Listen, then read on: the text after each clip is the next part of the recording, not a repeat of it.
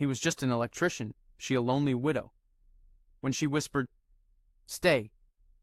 Maybe forever," he froze and the world shifted on its axis. She whispered, "Stay. Maybe forever."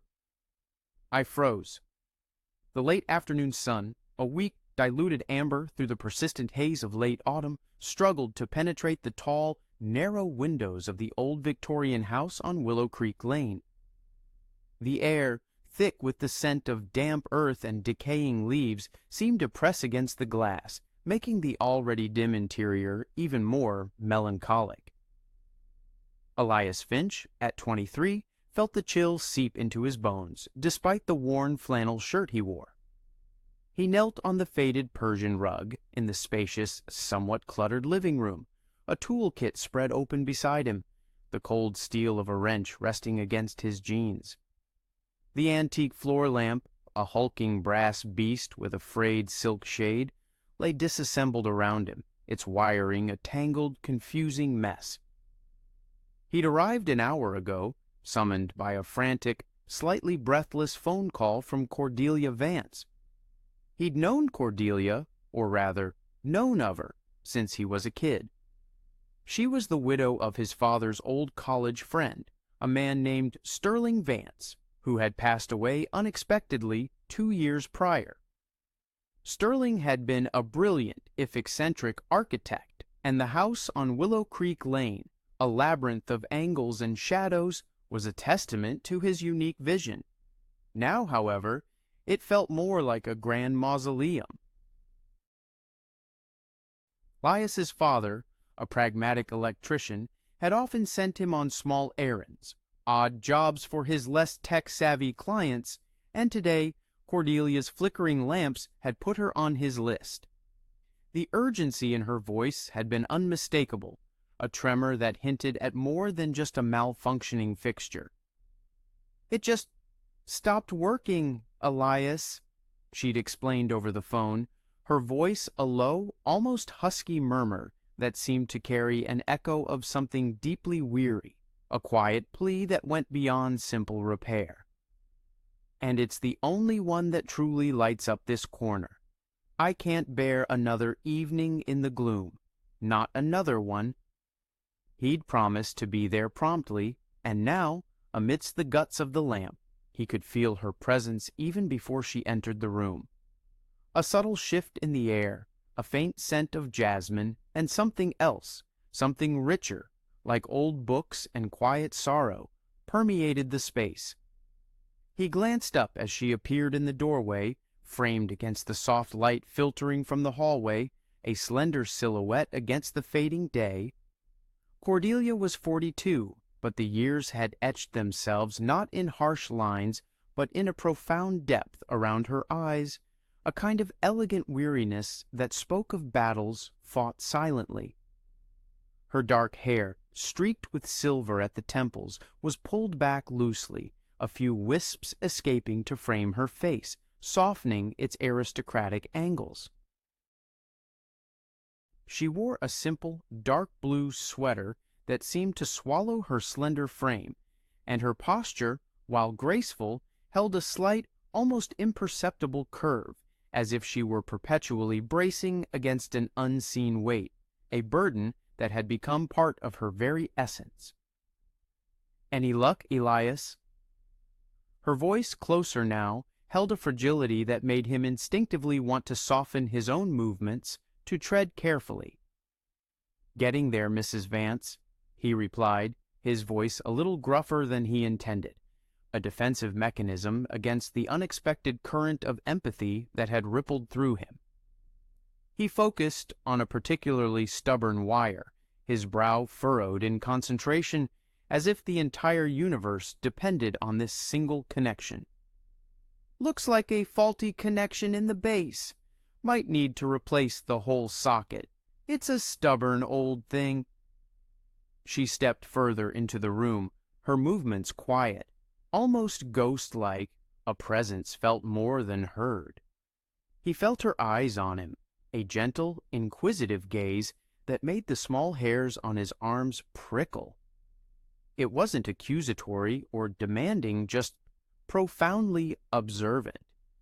He was acutely aware of the dust motes dancing in the weak light that managed to pierce the windows, of the rhythmic tick of an unseen grandfather clock in the hall, a steady heartbeat against the stillness and the almost oppressive silence of the house, broken only by the soft click of his tools against metal. "Sterling always said you had a knack for fixing things," she mused, her voice barely a whisper, a distant memory playing on her lips. "He admired your father, too. Said he had hands that could coax life back into anything, even a broken spirit." Her words, though seemingly innocuous, carried an unexpected weight, a shared understanding of something beyond the visible. Elias offered a non-committal grunt, a slight flush creeping up his neck. He wasn't used to such personal observations from clients, especially not from someone like Cordelia Vance, who had always seemed to exist in a different, more refined sphere, a world of elegant sorrow and quiet dignity. He usually dealt with terse instructions, hurried payments, and quick exits. This lingering presence, this quiet observation, was unsettling, yet strangely captivating.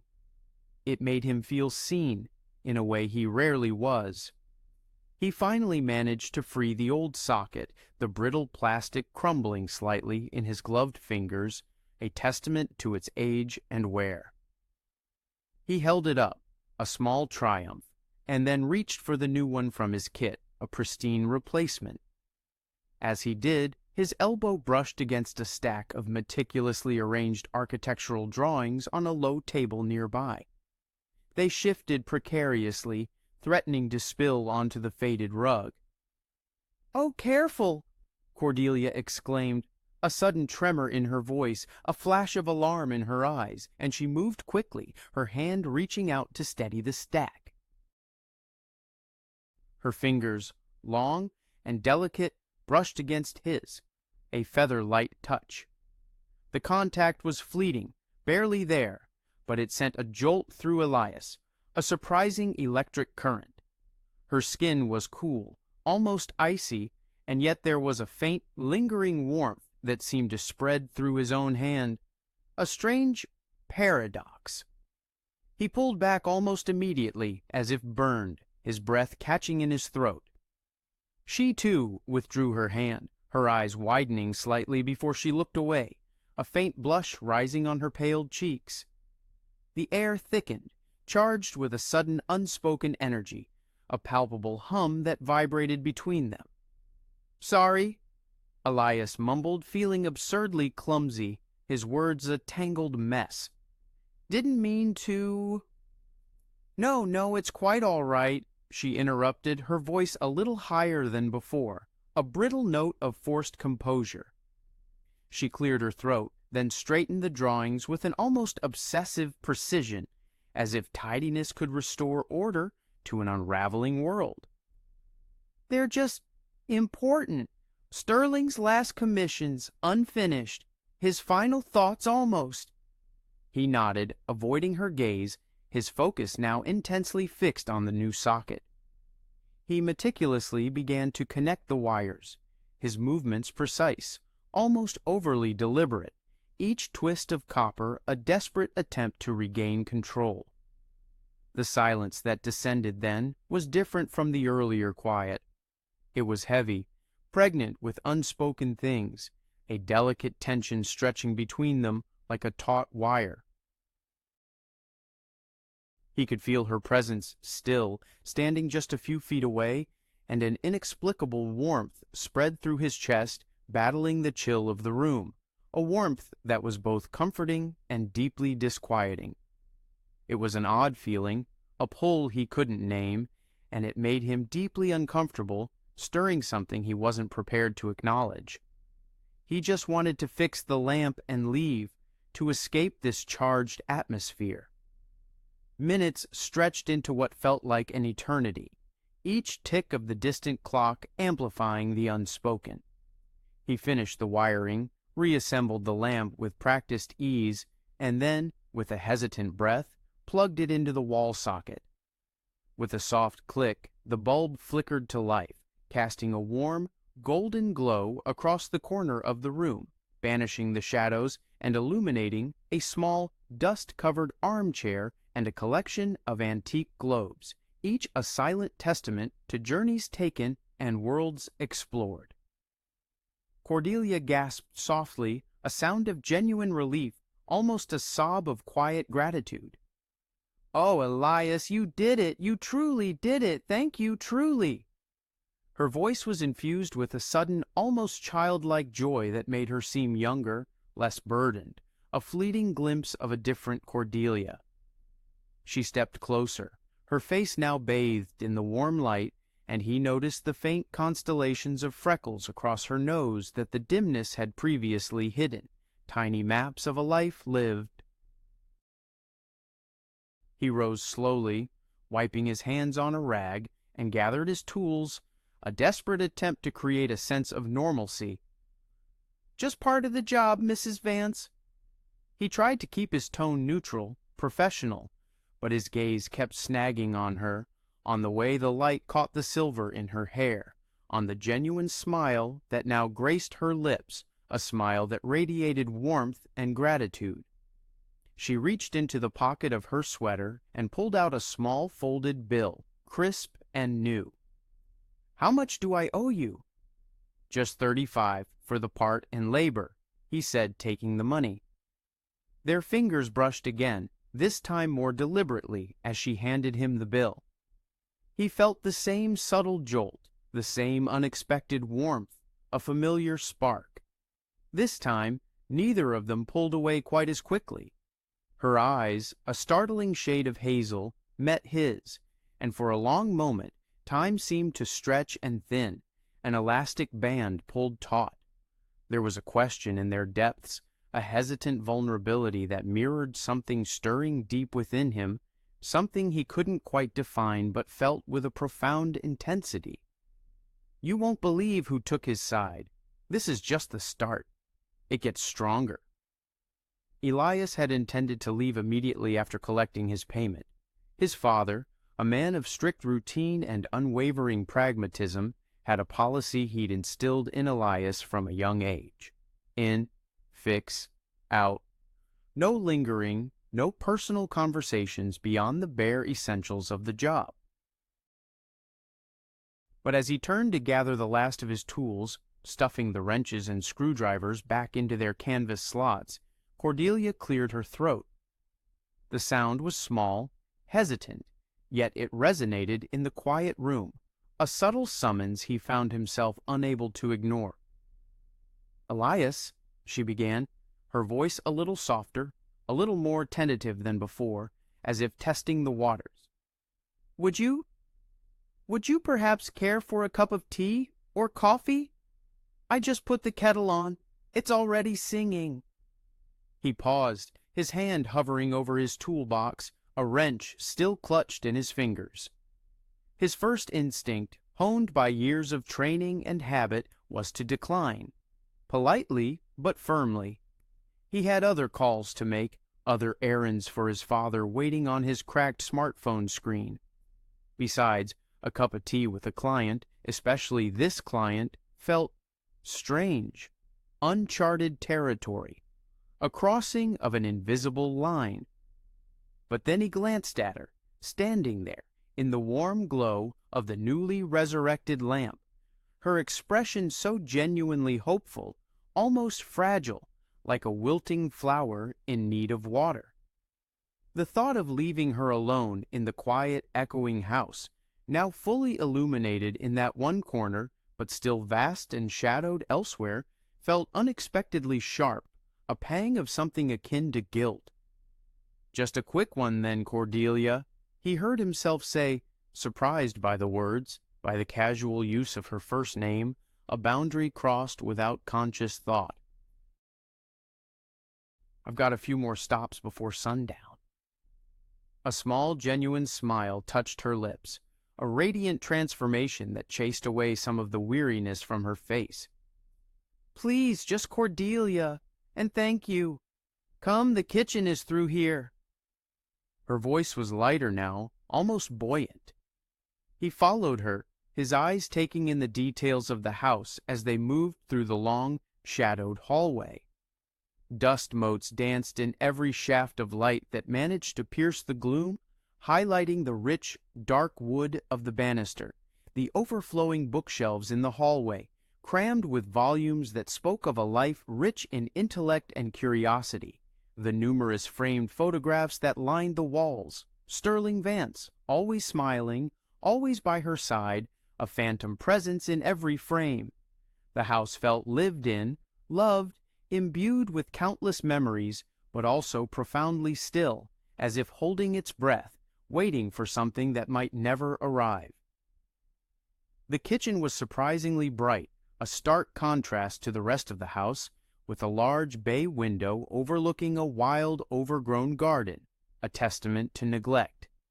It was a comfortable space, filled with the aroma of brewing tea and something else, something sweet, like cinnamon and apples, a scent that evoked warmth and domesticity. Cordelia moved with an unhurried grace, pulling down 2 porcelain mugs from a cupboard, her movements fluid and practiced, as if she performed this ritual 1,000 times alone. Sugar? Milk? She asked, turning to him. Her eyes, still holding that hesitant warmth, met his with an unsettling directness.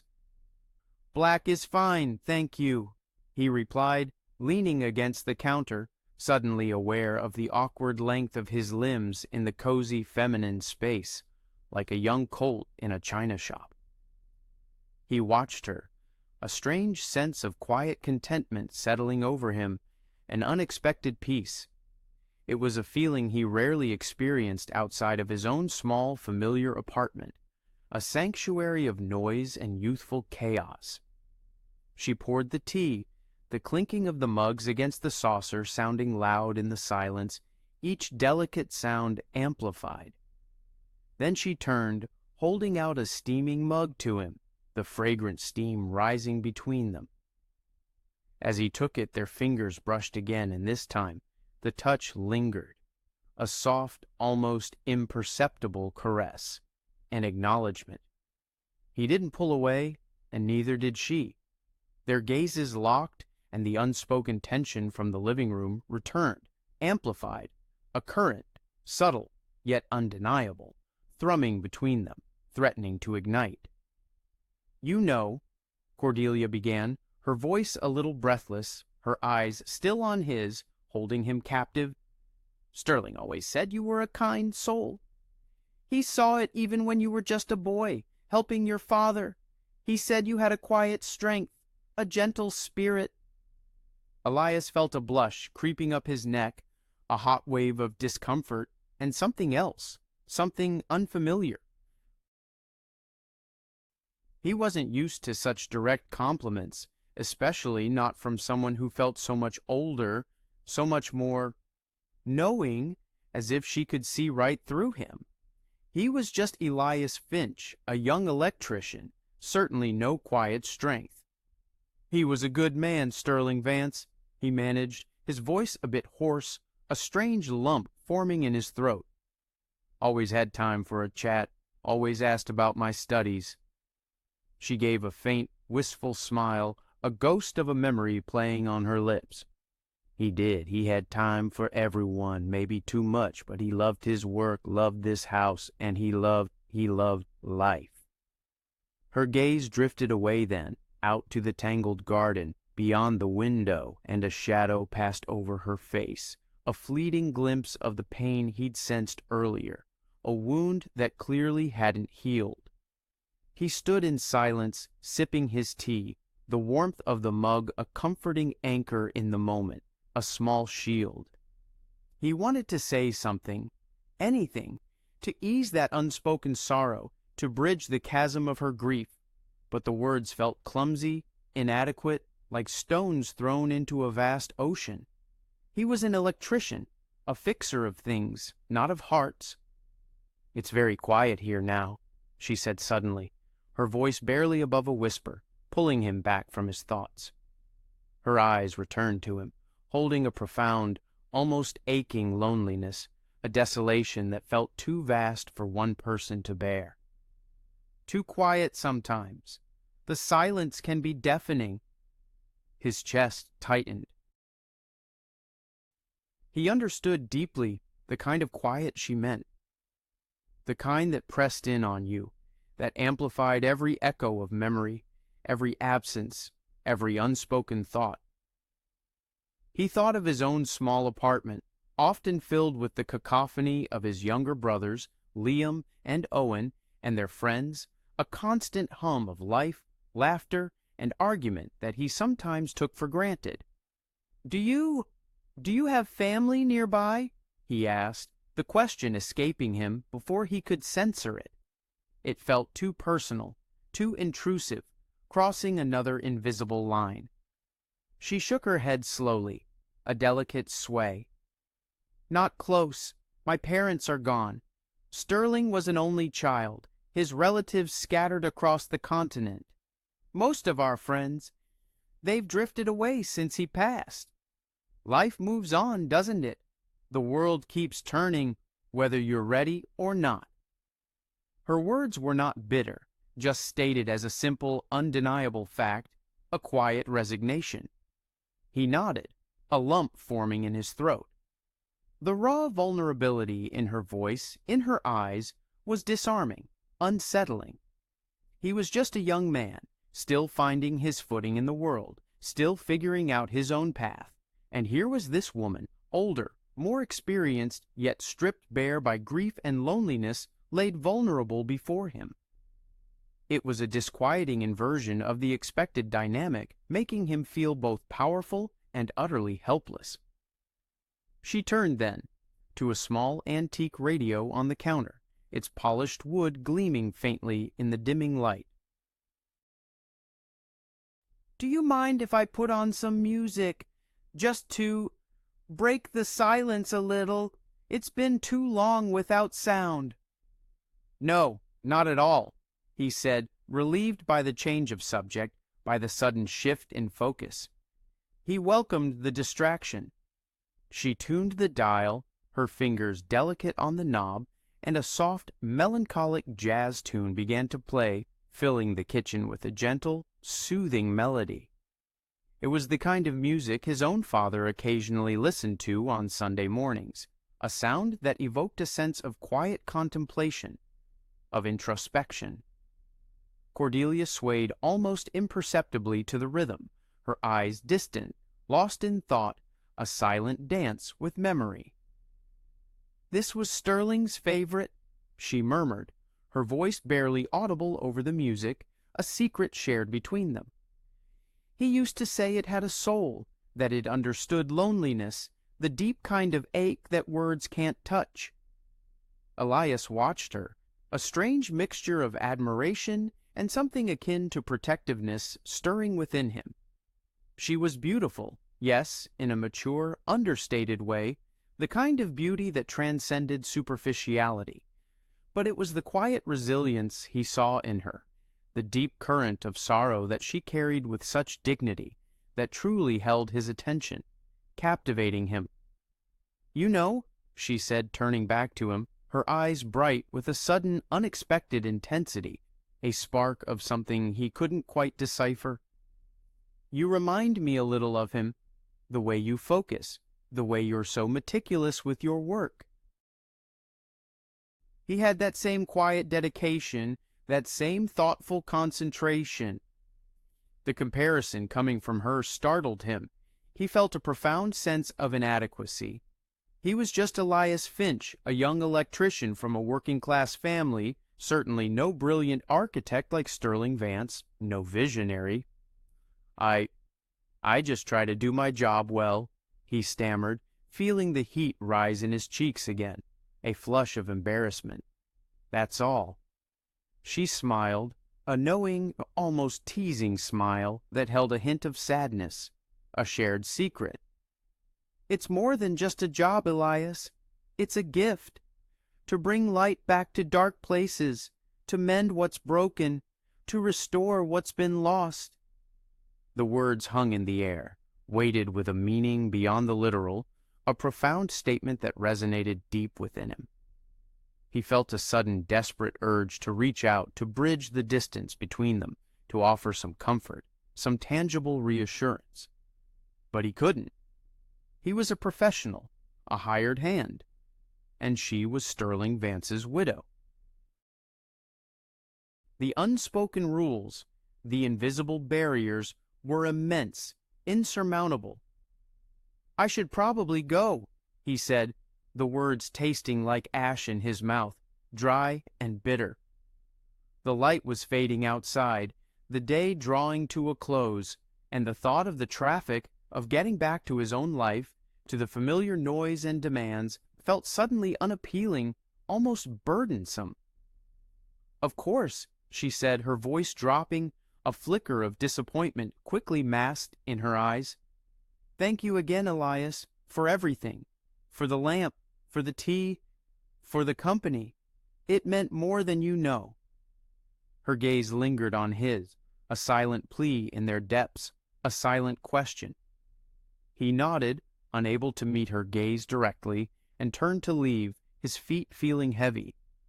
He was halfway to the door when her voice, soft yet clear, stopped him, freezing him in place. What happens now, no one expected. But it's what restores fairness. Elias stood in the doorway, his hand on the doorknob, the cool metal a stark contrast to the sudden, unfamiliar heat that had bloomed in his chest. He didn't turn around immediately, a strange, overwhelming hesitation gripping him, holding him captive. He felt as if a vital current had been cut, leaving him suspended in a breathless void, a moment outside of time.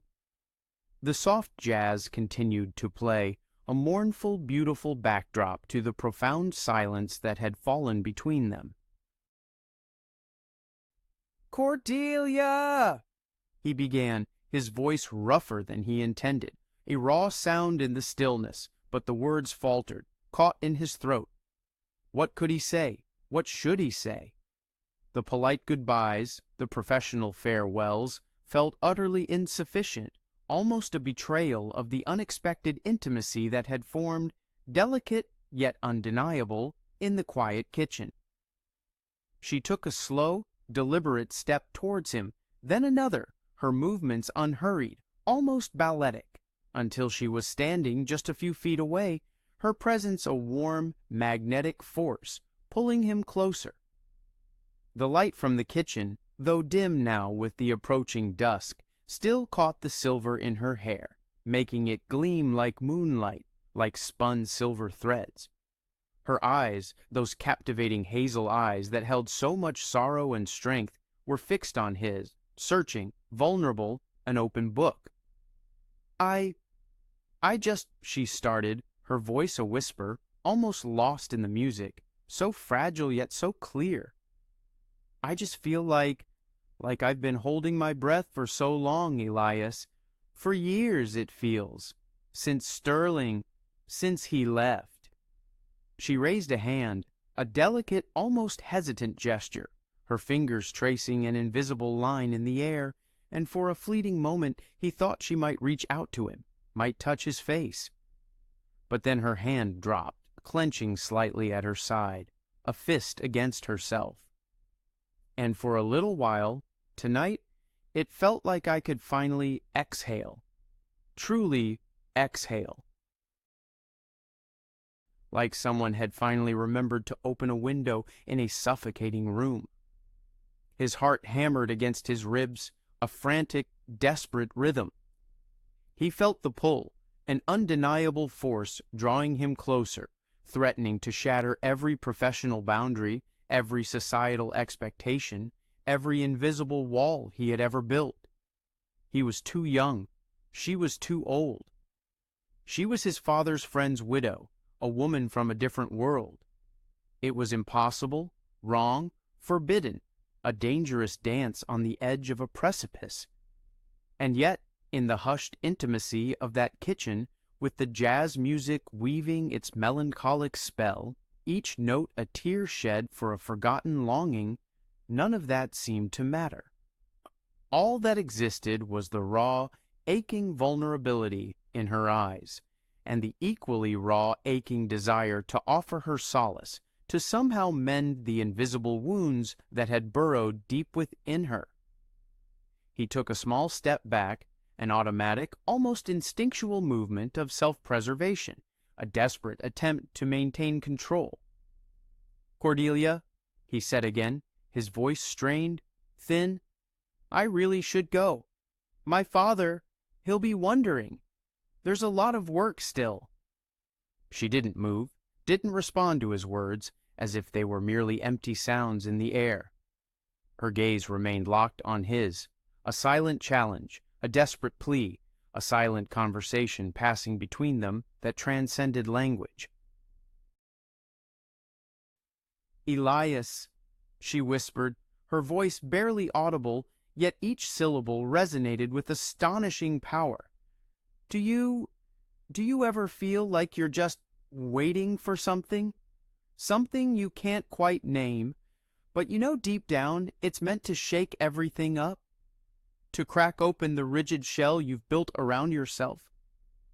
He swallowed hard, the dryness in his throat unbearable. He did feel that way. He'd felt it for months, for years even. A restless dissatisfaction with the predictable path laid out for him, the safe, familiar routine of his life. A yearning for something more, something real, something that would ignite the quiet embers within him, that would give meaning to the long, empty stretches of his days. He just hadn't expected it to come in the form of a beautiful, melancholic widow in a sprawling, silent house, a place that felt both foreign and strangely, terrifyingly like home. He started, then stopped, unable to form a coherent thought. What was the point of denying it? The truth of her words resonated with a painful clarity, a sharp, undeniable recognition. "Yes," he admitted, his voice barely more than a breath, a raw confession ripped from his soul. "Yes, I do. More than you could know." A faint, almost imperceptible tremor went through her, a visible shiver of emotion. A flicker of something, relief or profound recognition, passed across her face, transforming her. And then her voice, so soft, so fragile, yet imbued with an astonishing power, a quiet authority that belied her apparent vulnerability, filled the silent space between them. Each word was a deliberate step, carving its way into the air, into his very being. She whispered, "Stay, maybe forever." I froze.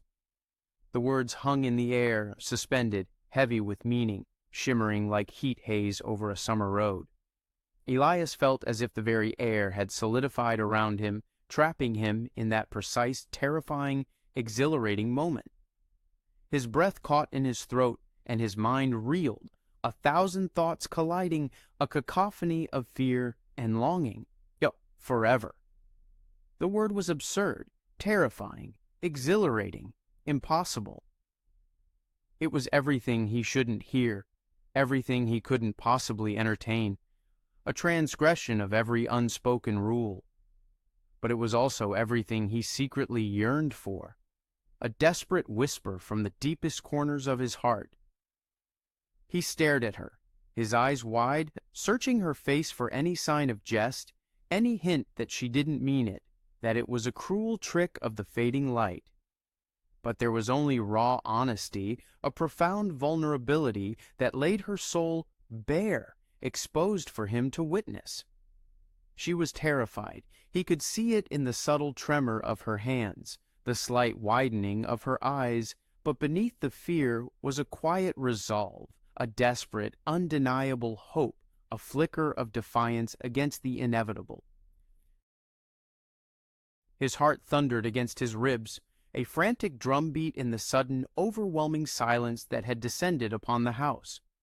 The jazz music, though still playing, seemed to fade into the background, a distant murmur, drowned out by the roar in his ears, the frantic thrum of his own blood.